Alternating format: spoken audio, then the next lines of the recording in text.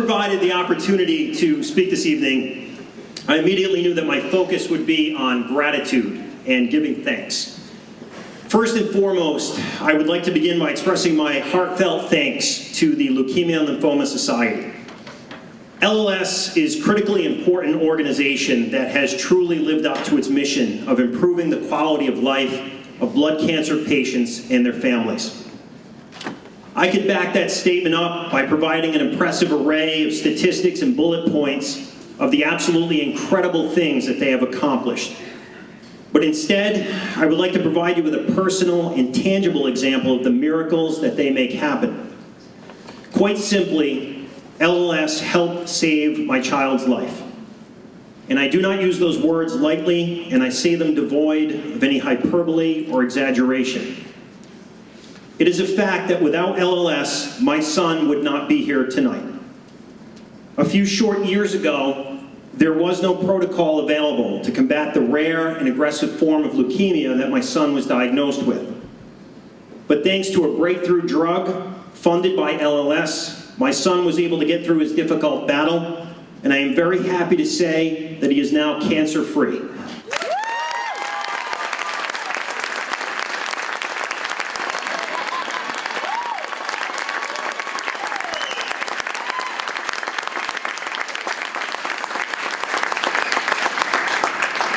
There are so many examples like this of LLS helping to make miraculous treatments become a reality, which translates into untold lives that are being saved.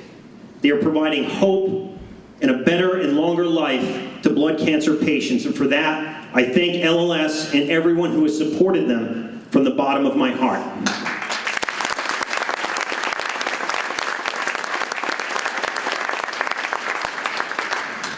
I would also like to thank each of the LLS Man and Woman of the Year candidates.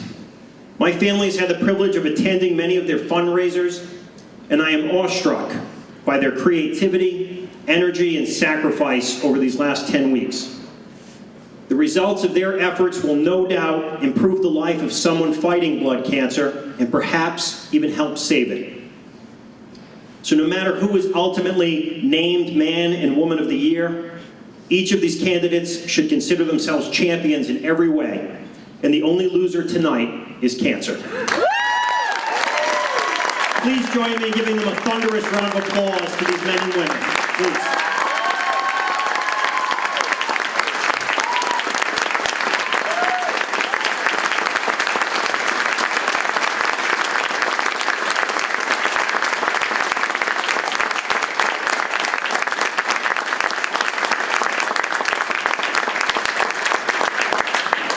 And I would be remiss if I didn't mention the silent partner to each of these candidates. Her tireless work ethic may fly under the radar due to her aversion to the spotlight, but without this person's behind-the-scenes support and coordination, this campaign would not have been a fraction as successful as it was. Please join me in acknowledging the efforts of the LLS Man and Woman of the Year campaign manager, Carla Mulhern.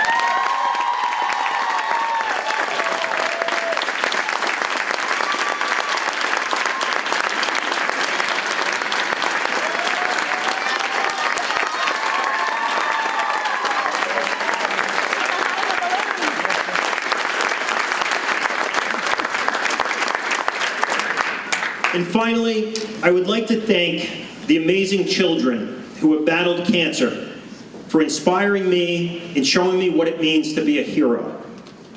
My beautiful wife Tammy and I are the proud parents of one of those children, this year's LLS Boy of the Year, KJ Ricci. One of KJ's favorite things to do in this world is to read comic books.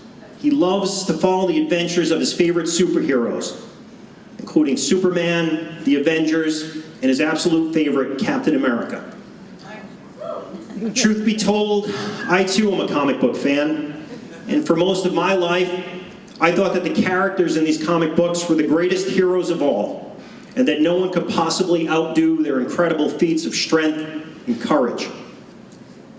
But when my son was diagnosed with leukemia, I spent the better part of 3 years in and around the Children's Hospital, and quickly came to the realization that the greatest superheroes exist right here in the real world.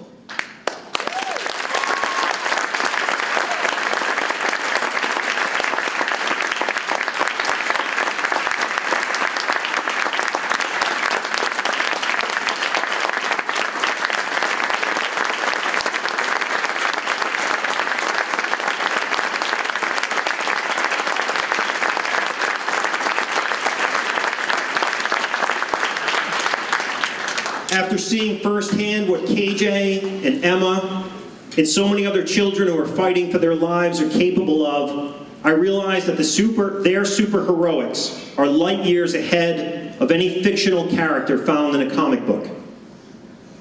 But unfortunately, like their comic book counterparts, these young heroes are forced to face an archenemy of their own.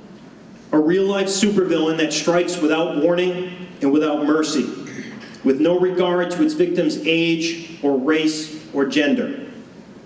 A supervillain whose only goal is to destroy life wherever it is found. A supervillain named Cancer. Faced with such a fearsome opponent, how could a child possibly overcome such an unimaginably difficult battle? Childhood should be a magical time of innocence and happiness. Instead, cancer will tear these kids from their homes, from their friends, and from their schools. They don't have bad days, they have bad years, where they'll spend countless hours in a cancer clinic, hoping and praying that the latest CAT scan or MRI or blood work results will come back good enough so that they can be rewarded with the next punishing round of radiation or surgery or chemotherapy. These treatments will leave them with scars both visible and unseen, and will bring them to within an inch of their lives, and for a heartbreaking few, that 1 inch more. But when things are at their darkest, when many of us, myself included, would be tempted to give in to the pain and sickness and surrender to the battle, it is then that I witness something absolutely extraordinary.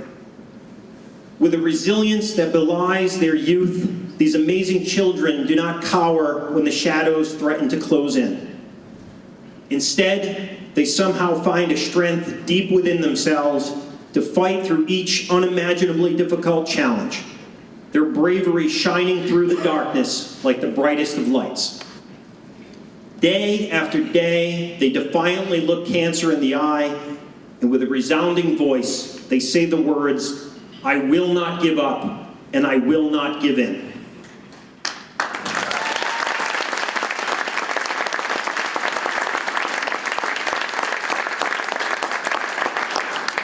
I will fight with everything I have until I can fight no more.